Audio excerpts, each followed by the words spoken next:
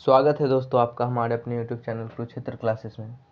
आज से हम लोग बिहार के जीके को देखने जा रहे हैं, जो कि आने वाले अपकमिंग एग्ज़ाम बीपीएससी, बीएसएससी या फिर कोई भी बिहार के एग्ज़ाम्स में काफ़ी इम्पोर्टेंट रोल प्ले करेगा। ठीक है, हम लोग देखते हैं। सबसे पहले हम लोग जानते हैं कि बिहार बिहार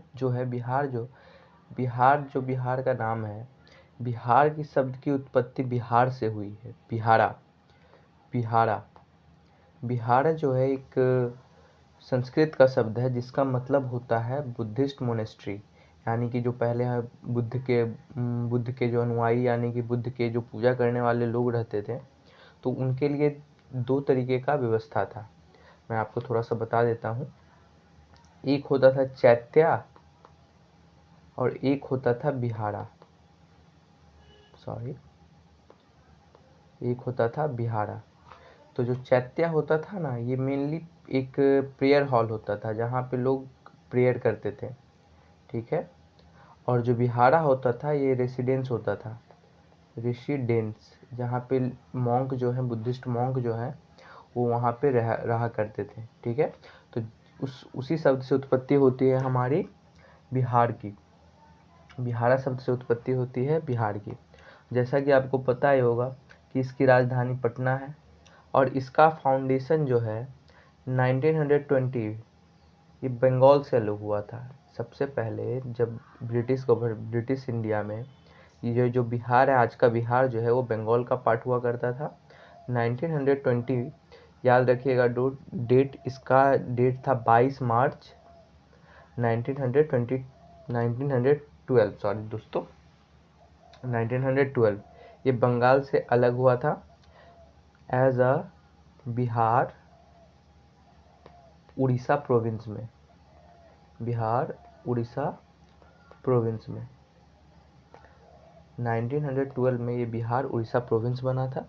लेटर जो है ये फर्स्ट डिवीज़न इसकी होती है 1936 में, जिससे कि बिहार से उड़ीसा को अलग कर दिया जाता है और उड़ीसा एक अलग राज्य बन जाता है और बिहार एक अलग राज्य रहता है।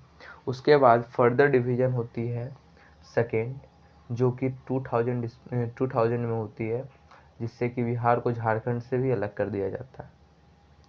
तो अगर हम लोगों से कई बार क्वेश्चन भी आ सकता है कि अगर बिहार की कितने डिवीजन्स हुई हैं, तो बिहार के डिवीजन्स 2 हुई है।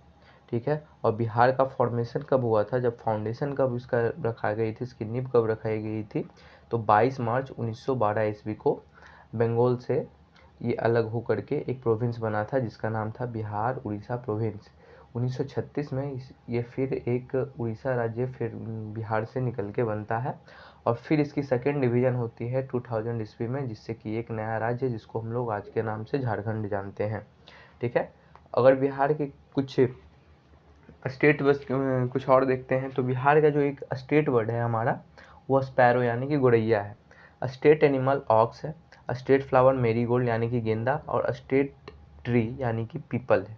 ठीक है, राजकीय पेड़ हमारा पीपल हो गया, राजकीय फूल हमारा गेंदा, राजकीय जानवर हमारा ऑक्स, और राजकीय पक्षी हमारी गोरैया यानी कि स्पैरो हो गई। और एक चीज़ आप लोग याद रखिएगा, और ठीक है, बिहार दिवस मनाया जाता है 22 मार्च को। ठीक है, और विश्व गोरैया दिवस मनाई जाती है 20 मार्च को। ठीक है, तो ये चीज़ आप लोग एक और याद रखिएगा कि 20 मार्च को विश्व गोरैया दिवस मनाया जाता है और 22 मार्च को हमारा बिहार दिवस मनाया जाता है। ठीक है, आई होप आपको ये बात समझ आ रही होगी। उसके बाद अगर हम बिहार की और थोड़ी सी बिहार के बारे में और थोड़ी सी जानने की कोशिश करते हैं, तो बिहार में 38 ज़िले हैं। ठीक है, बिहार में 9 डिविजन्स हैं, एडमिनिस्ट्रेटिव डिविजन्स। बिहार में कुल 40 लोकसभा सीट्स है। बिहार में कुल 16 राज्यसभा सीट्स हैं। बिहार में कुल लेजिस्लेटिव असेंबली सीट्स 243 है, यानी कि विधान सभा सीट्स 243 है बिहार में। और विधान परिषद यानी कि लेजिस्लेटिव काउंसिल सीट्स बिहार में 75 है। एक बहुत ही इंपॉर्टेंट यहाँ से क्वेश्चन और आता है कि बिहार में टोटल 534 पंचायत समिति है। इसको आप लोग थोड़ा हाईलाइट कर लीजिएगा कि बिहार में टोटल पंचायत समिति की संख्या कितनी है, तो 534। ठीक है, 11 म्यूनसिपल कॉरपोरेशन है। ठीक है, जिसमें कि पटना सबसे बड़ा म्यूनसिपल कॉरपोरेशन है। उसके बाद है नगर परिषद बिहार में कितनी है, तो 42, और नगर पंचायत कितनी है, तो 87 यानी कि 87। और यहाँ पे कई बार एक क्वेश्चन काफ़ी बार आ भी चुका है कि बिहार की ऑफिशियल लैंग्वेज क्या है, तो हिंदी और उर्दू बिहार की स्पोकन लैंग्वेज है। बिहार की टोटल स्पोकन ऑफिशियल लैंग्वेज कितनी है, तो 2। ठीक है, 2 बिहार की ऑफिशियल लैंग्वेज है, हिंदी और उर्दू। लेकिन बिहार में सबसे ज़्यादा बोली जाने वाली भाषा कौन सी है, तो मैथिली। याद रखिएगा दोस्तों कि हिंदी नहीं, मैथिली हमारी सबसे ज़्यादा बोली जाने वाली भाषा है। ठीक है, लेकिन हमारी ऑफिशियल लैंग्वेज हिंदी और उर्दू है, और सबसे ज़्यादा बोली जाने वाली भाषा बिहार में कौन सी है, मैथिली। तो इस चीज़ का आप लोग याद रखिएगा। ठीक है, अगर हम लोग बिहार की लोकेशन की बात करते हैं थोड़ी सी, तो बिहार जो है हमारे इंडिया के ईस्टर्न पार्ट में लोकेटेड है। ठीक है, अगर हम लोग थोड़ी सी देखने की कोशिश करते हैं, तो अगर हम लोग थोड़ा सा यहाँ पे इंडिया का मैप बना करके बिहार की लोकेशन समझने की कोशिश करते हैं, तो बिहार जो है ये हम लोग को पता है कि ऊपर नॉर्थ होता है, नीचे साउथ, इधर ईस्ट और ये वेस्ट। तो बिहार जो है कुछ इस पॉइंट पे लोकेटेड है हमारा। ठीक है, तो जिस वजह से हम लोग ये कहते हैं कि जो ये हम लोग का जो बिहार का जो लोकेशन है वो किस पॉइंट पे है, तो eastern part of the country में है। ठीक है, और साथ ही साथ बिहार जो है पूरे भारत का 13वां सबसे बड़ा स्टेट है, 13वां सबसे बड़ा राज्य है। ठीक है, आई होप आपको ये समझ आ रहा होगा कि बिहार जो है 13वां सबसे बड़ा राज्य है।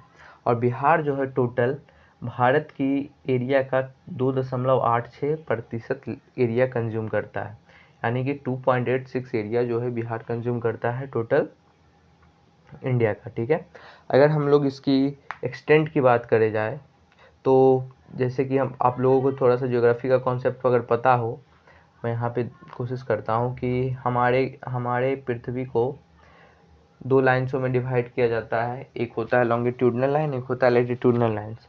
अगर बिहार की एक्सटेंट की बात की जाए,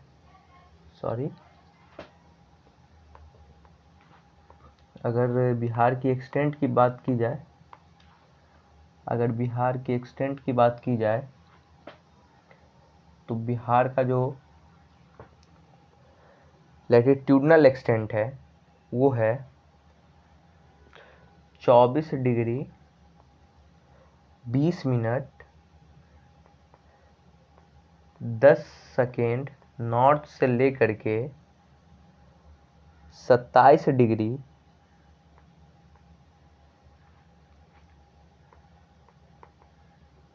31 मिनट और 15 सेकेंड नॉर्थ तक। ठीक है, और वहीं पे अगर हम लोग लैटिट्यूडनल एक्सटेंट की बात की जाए अगर बिहार की लैटिट्यूडनल एक्सटेंट की बात की जाए, तो बिहार का जो लैटिट्यूडनल एक्सटेंट है, दोस्तों लॉन्गिट्यूडनल एक्सटेंट, वो 83 डिग्री 19 मिनट और 50 सेकेंड्स ईस्ट है। 83 डिग्री 19 मिनट और 50 सेकेंड्स ईस्ट है।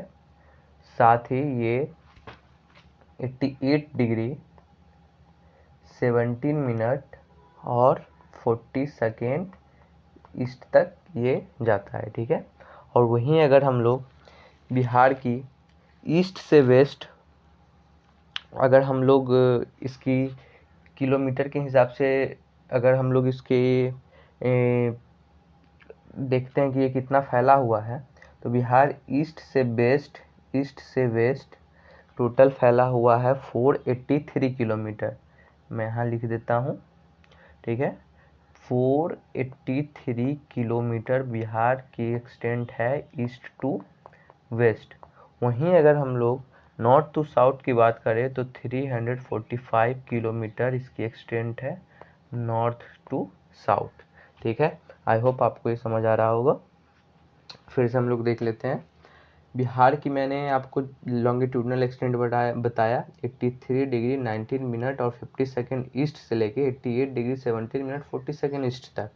साथ ही लॉन्गिट्यूडनल एक्सटेंट जो है बिहार का 24 डिग्री 20 मिनट 10 सेकेंड नॉर्थ चलेगी, 27 डिग्री 31 मिनट 50 सेकेंड नॉर्थ तरफ, ठीक है। और नॉर्थ से साउथ के बीच की इसकी डिस्टेंस कितनी है, तो 345 किलोमीटर, काफ़ी इंपॉर्टेंट क्वेश्चन। और ईस्ट से वेस्ट इसकी डिस्टेंस कितनी है, तो 483 क्वेश्चन, ठीक है। दोस्तों मैं आपको पहले ही बता देता हूँ कि आज ये लेक्चर्स में हम लोग जो है बीपीएससी को टारगेट करके चलेंगे, बीपीएससी को टारगेट करके चलेंगे। और साथ ही बिहार में भी जो वो सारे टॉपिक्स हम लोग कवर करेंगे जो कि बीपीएससी में ज़्यादा आता है, जैसे कि बिहार की ज्योग्राफी, बिहार का हिस्ट्री और बिहार का इकोनॉमिक्स एंड पॉलिटिकल एस्पेक्ट्स, ठीक है। ये 4 चीज़ हम लोग बिहार की लेकर के चलेंगे, जो कि हमारे आने वाले बीपीएससी एग्जाम्स के लिए काफ़ी इम्पोर्टेंट होगा, ठीक है। तो हम लोगों ने बात कर ली बिहार का। और एक दोस्तों मैं आपको चीज़ बता देना चाहता हूँ कि जो बिहार हमारा जो एरिया है, ठीक है, इसमें हमारे 38 ज़िले हैं, ये तो आप लोग को पता ही होगा, ठीक है। साथ ही 38 जिला परिषद भी हैं, ठीक है। याद रखना कि जितने ज़िले हैं उतने ही जिला परिषद भी हैं, ठीक है, जिला परिषद, ठीक है। आप लोग ये बात को याद रखिएगा, ठीक है। उसके बाद एक क्वेश्चन और कभी कभी आ जाता है कि बिहार में total number of gram panchayat कितने हैं। जैसे कि हम लोगों ने यहाँ पे देखा था ना, तो ग्राम पंचायत की संख्या बिहार में ग्राम पंचायत की संख्या है बिहार में 8,391 ग्राम पंचायत से टोटल ग्राम पंचायत की संख्या है बिहार की, ग्राम पंचायत की संख्या है बिहार की, ठीक है। कितनी, 8,391 ग्राम पंचायत टोटल बिहार में है, ठीक है। आई होप आपको ये बात समझ आ रही होगी।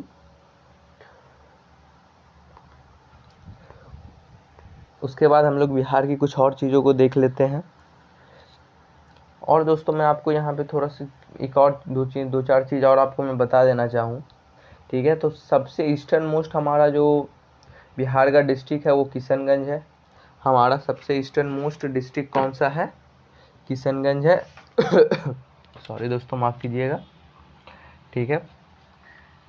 उसके बाद ये जो किशनगंज है, ये बंगाल के साथ बॉर्डर बनाता है हमारा, जिसके कारण यहाँ पे नीचे बे ऑफ बंगाल है, जिसके कारण सबसे ज़्यादा अधिक वर्षा हमारी किस ज़िले में होती है, तो वो किशनगंज में ही होती है। तो आप ये बात को भी याद रखिएगा कि जो हमारी सबसे अधिक वर्षा बिहार में किस एरिया में होती है, तो हमारी किशनगंज में ही सबसे ज़्यादा वर्षा होती है। साथ ही साथ अगर हम लोग का बॉर्डर देखा जाए, तो हम लोग को पूर्व यानी कि ईस्ट में कौन सा बॉर्डर किस स्टेट से बॉर्डर मिलता है, हमारा वेस्ट बंगाल से।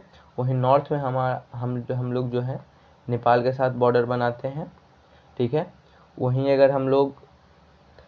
हम लोग वेस्ट की बात करें तो हम यूपी के साथ बॉर्डर बनाते हैं, ठीक है। और वहीं साउथ की बात करें तो झारखंड के साथ हम लोग बॉर्डर बनाते हैं, ठीक है। आपको ये बात याद रखनी है।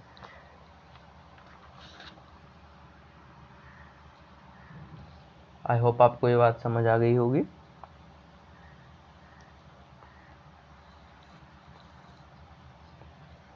ठीक है। अगर हम लोग बिहार के कुछ स्टैटिक पोर्शंस को देखते हैं, तो बिहार में सबसे ज़्यादा पॉपुलस डिस्ट्रिक्ट कौन सा है, तो वो पटना है, ठीक है। और सबसे कम पॉपुलस डिस्ट्रिक्ट जो है वो शेखपुरा है, ठीक है, याद रखना। और सबसे ज़्यादा डेसिडल ग्रोथ जो है, जिसका ग्रोथ हुआ है, वो कौन सा है जिला, मधेपुरा। और सबसे कम ग्रोथ वाला एरिया जिसकी हुई है वो है गोपालगंज, ठीक है। अब मोस्ट डेंसली पॉपुलेटेड डिस्ट्रिक्ट ये सेवर है। ये बात याद रखना कि मोस्ट पॉपुलस डिस्ट्रिक्ट आपका पटना है, लेकिन मोस्ट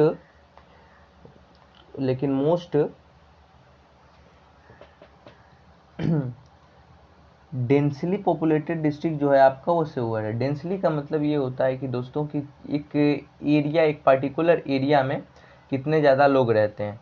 आपको सबसे ये बात भी पता होगी कि सबसे छोटा ज़िला भी सेवर है, जिसके कारण यहाँ पे काफ़ी ज़्यादा लोग भी रहते हैं और जिसके कारण ये काफ़ी ज़्यादा डेंस होता है, ठीक है। इस वजह से ये जो सेवर एरिया है सबसे ज़्यादा डेंसली पॉपुलेटेड एरिया है।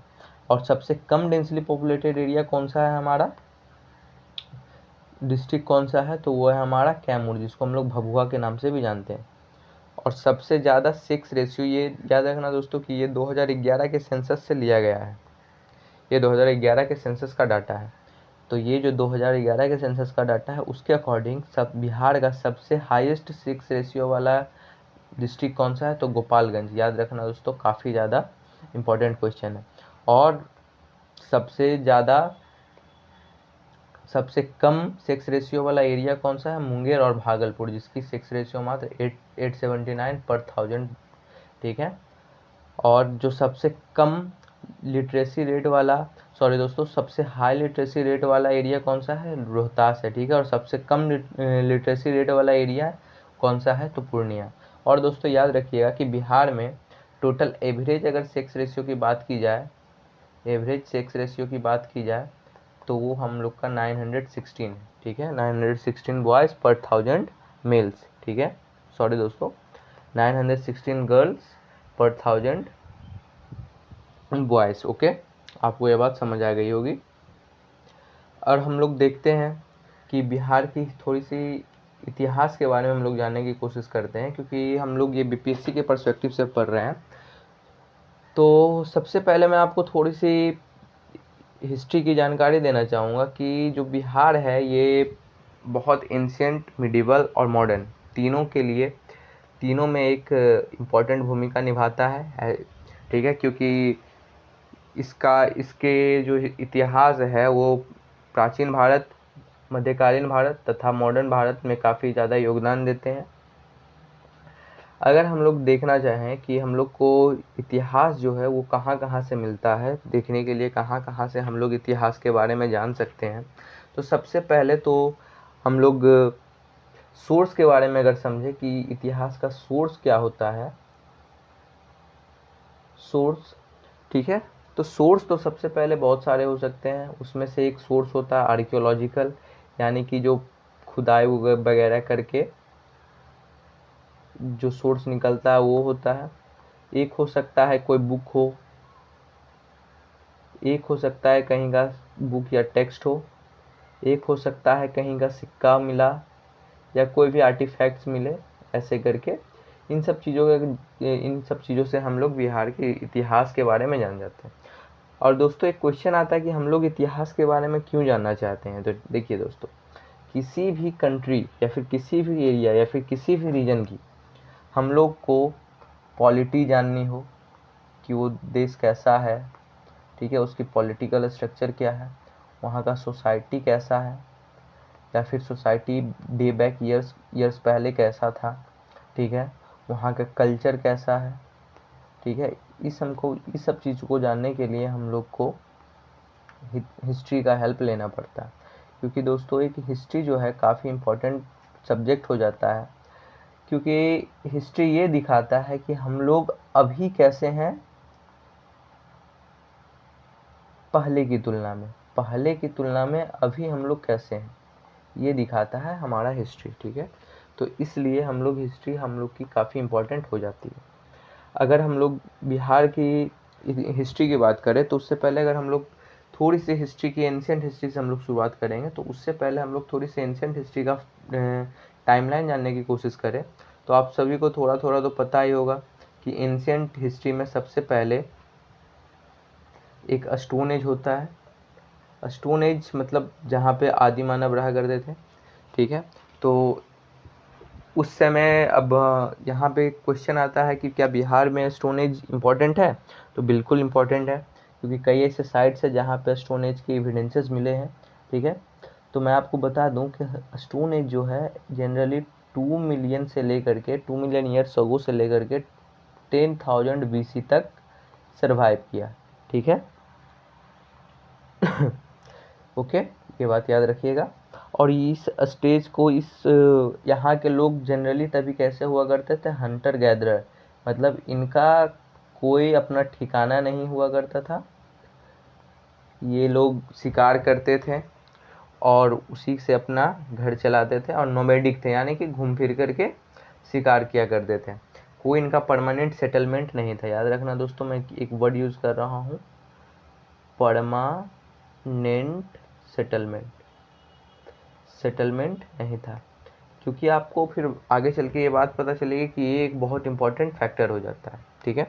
उसके बाद अगर हम लोग स्टोन एज की बात करें तो स्टोन एज को दो भागों में बांटा जाता है, एक होता है पैलियोलिथिक एज, एक होता है मेसोलिथिक एज, ओके। अगर हम लोग देखें तो एक होता है पैलियोलिथिक एज,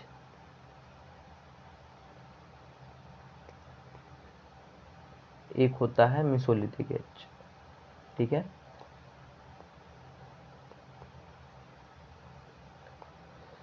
दूसरी बात कि यहाँ के जो इस एज को हम लोग स्टोन एज इसलिए कहते हैं क्योंकि यहाँ पे जितने भी हम लोग को एविडेंसेस मिले, यानी कि जो भी आर्कियोलॉजिकल सोर्सेस मिला है, जैसे कि आप हमारा टूल्स वगैरह ये वो जनरली किस चीज़ के बने हुआ करते थे, तो स्टोन्स के बने हुआ करते थे।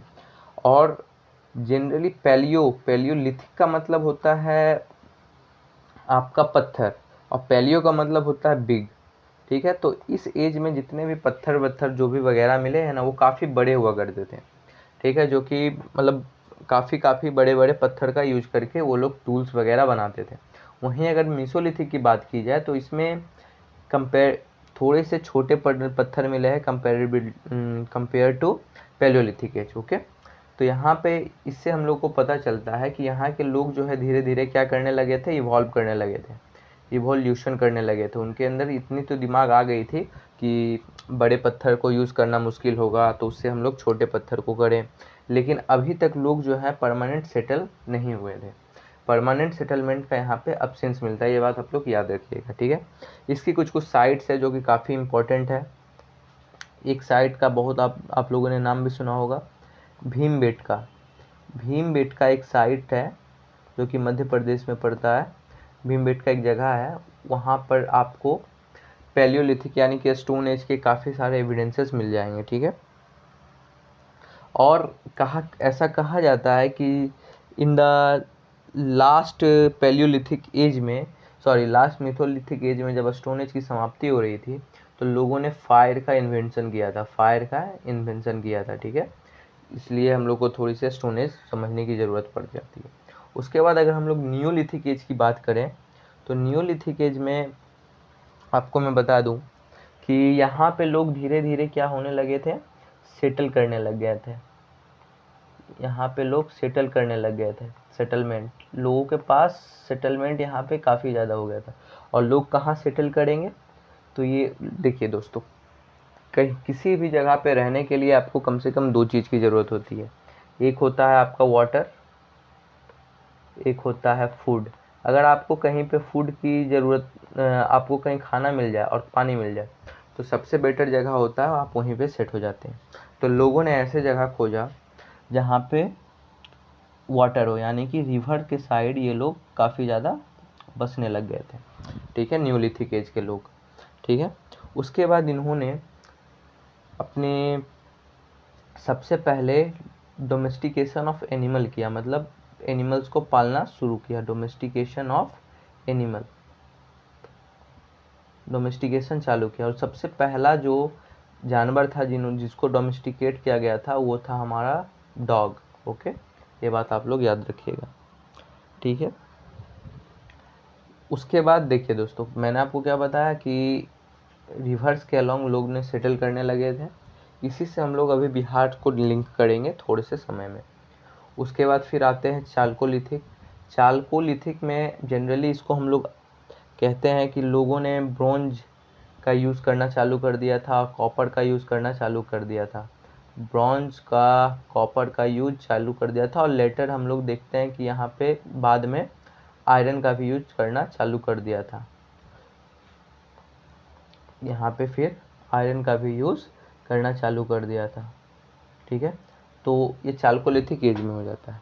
और अगर हम लोग इसी को देखते हैं थोड़ा सा, तो एक फेज और आता है जो कि नियोलिथिक और चालकोलिथिक के बीच का था, इसको हम लोग इंडस वैली सिविलाइजेशन कहते हैं।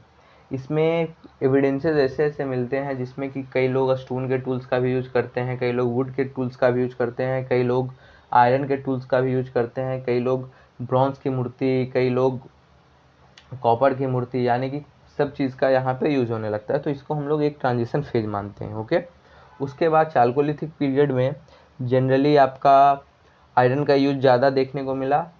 लेटर चालकोलिथिक पेज में आपको आयरन का यूज ज़्यादा देखने को मिला। उसके बाद कॉपर का यूज और ब्रॉन्ज का यूज भी काफ़ी अच्छे हद तक देखने को मिला। इसमें से कुछ इंपॉर्टेंट साइट्स हैं, मैं उनका नाम लिख देता हूँ। चालकोलिथिक पीरियड के एक इमाम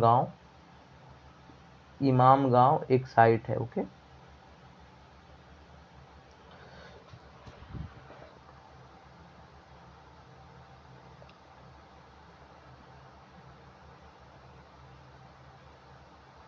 ओके। उसके बाद एक हमारा जो बिहार का साइट है, आप लोग इसको खास करके याद रखिएगा, इसका नाम है चिरांद, जो कि हमारे सारण डिस्ट्रिक्ट में है। इसका नाम है चिरांद, ये बिहार का साइट से ओके, जो कि हम लोग के बिहार का है। ठीक है, उसके बाद एक और साइट है जिसका नाम है कोल डिहवा, जो कि उत्तर प्रदेश में पड़ता है। ये हमारा चालकोलिथिक एज का साइट है। ओके, उसके बाद एक एज और आ जाता है जिसका नाम आता है वैदिक एज, जो कि हमारी एंशिएंट हिस्ट्री ऑफ बिहार के लिए काफ़ी ज़्यादा इम्पोर्टेंट हो जाता है, क्योंकि इसमें हम लोगों को पढ़ना होगा महाजनपद के बारे में, जो कि आपको पता है कि बिहार में एक महाजनपद हुआ जिसका नाम रखा गया मगध। तो मगध के बारे में हम लोगों को पढ़ना है। महाजनपद से के ही टाइम से कुछ सेक्ट्स हुए जो कि हम लोग के लिए काफ़ी ज़्यादा इम्पोर्टेंट हो जाता है, जैसे कि बुद्धिज्म, जैसे कि जैनिज्म। तो हम लोग को इसके बारे में पढ़ना है, तो हम एक एक करके धीरे धीरे सब कुछ देखेंगे। मगध, जो कि जिसकी स्थापना चंद्रगुप्त मौर्य ने चाणक्य के मदद से की थी, जिसका राजधानी पाटलिपुत्र हुआ करता था, जिसका राजधानी राजगीर भी हुआ, उस मगध के बारे में हम लोग जानेंगे। इसलिए क्योंकि इससे हम लोग को पता चलेगा कि एंशिएंट हिस्ट्री बिहार के लिए कितना ज़रूरी है। फिर हम लोग उसी तरीके से मिडिवल देखेंगे, फिर मॉडर्न देखेंगे। आफ्टर 6 या 7 लेक्चर्स हम लोग एंशिएंट कंप्लीट कर चुके होंगे।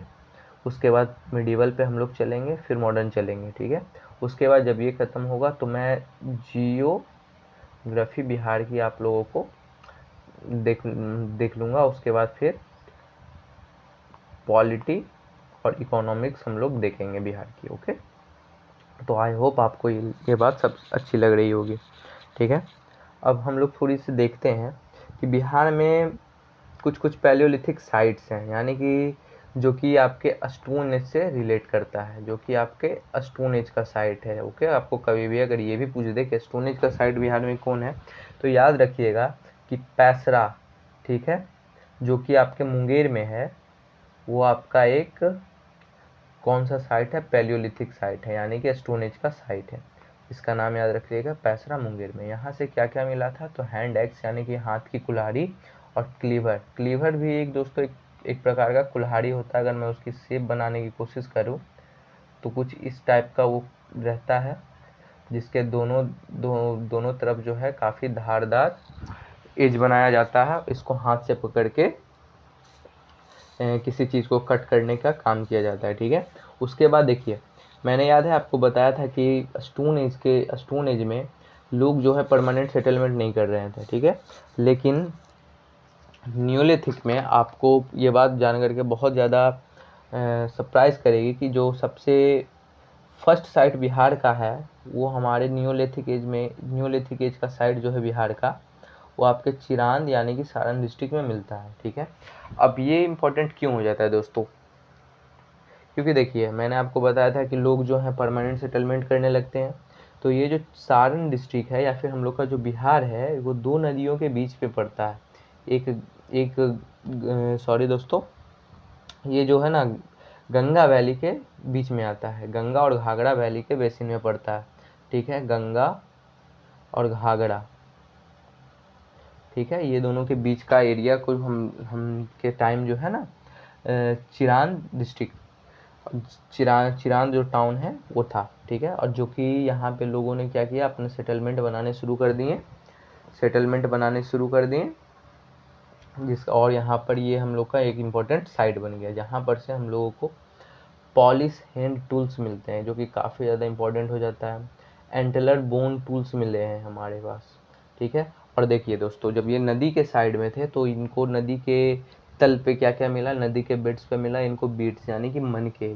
मनके के कुछ कुछ नाम है दोस्तों, जो कि कई बार यूपीएससी हो चाहे बीपीएससी हो उसमें पूछा गया, जो कि है आपका जैस्पर, कारे हेलियन, ठीक है, एजेक्ट, ठीक है।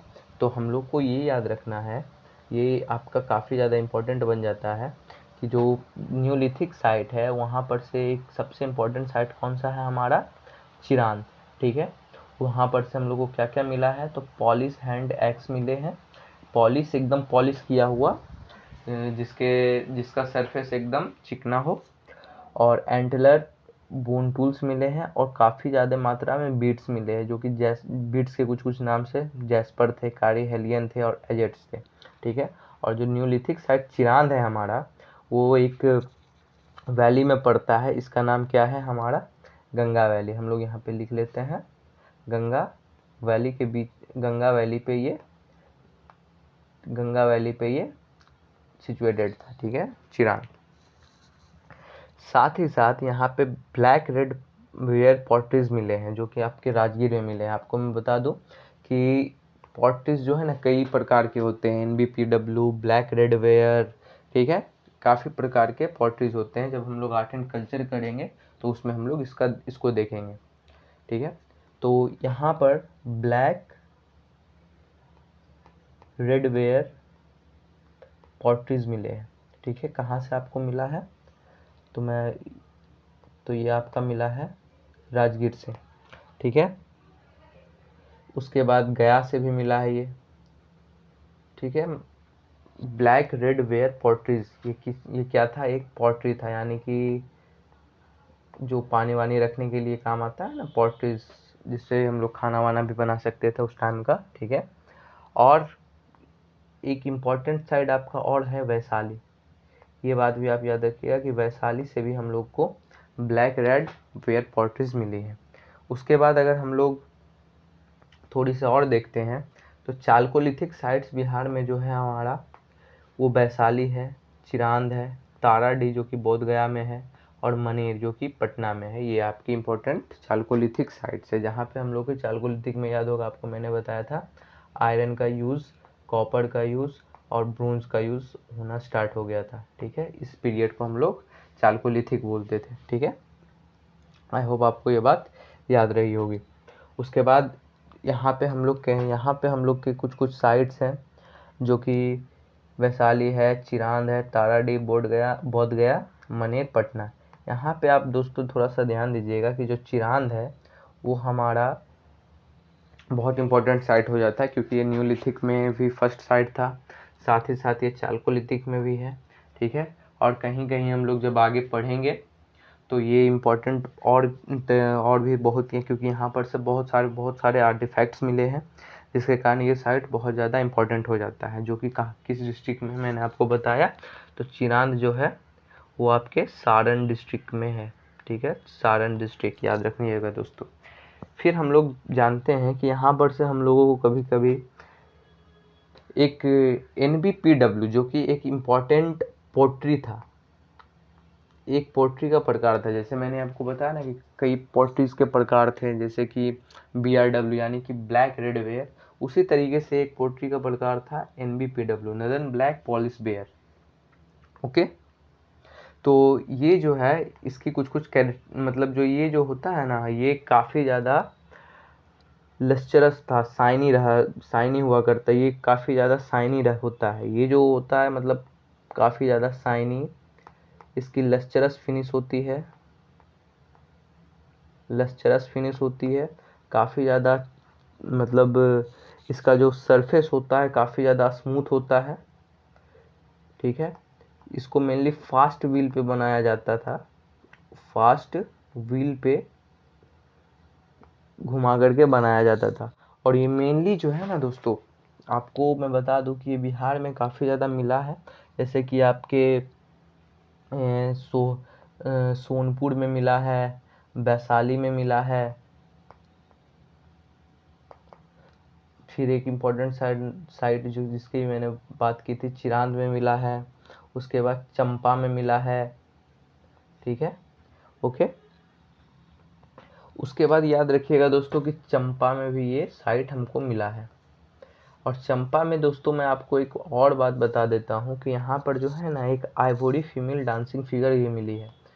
आइवरी फीमेल डांसिंग फिगर भी मिली है, फीमेल डांसिंग फिगर भी मिली है यहाँ पर। ये आइवरी मतलब हाथी का जो दांत होता है ना, उससे एक फिगर बनाया गया था जिसमें कि दिखाया जाता है कि फीमेल जो है एक डांस कर रही है। वो हमको कहाँ से मिला है? चंपा से। तो ये जो नदन ब्लैक पॉलिश बेयर है, एक प्रकार की क्या है? पोट्री है, ठीक है, पोट्री है, ठीक है, जिसकी सरफेस जो होती है काफ़ी शाइनी होती है, स्मूथ होती है, जो कि काफ़ी ज़्यादा चमकदार लस्सरस रहता है, ठीक है। और ये जो मेनली है ना, ये मौर्यन पीरियड से रिलेट करता है, मौर्यन पीरियड से। और ये दोस्तों सिर्फ इंडिया नहीं, सॉरी दोस्तों, ये सिर्फ बिहार नहीं, पूरे इंडिया, और कई बार तो ऐसा देखा गया है कि इंडिया के बाहर भी इसकी काफ़ी ज़्यादा आर्टिफैक्ट्स मिले हैं। इसलिए ये हम लोग के लिए काफ़ी ज़्यादा इंपॉर्टेंट हो जाता है NBPW। ये एक प्रकार की पोट्री होती है, याद रखिएगा। और इसका मेनली रिलेशन कहाँ से होता है? मौर्यन पीरियड से होता है, ठीक है। तो दोस्तों आज की लेक्चर्स में इतना ही। आई होप आपको ये समझ आया होगा। अब नेक्स्ट लेक्चर में हम लोग इसके आगे देखेंगे। तब तक के लिए थैंक यू।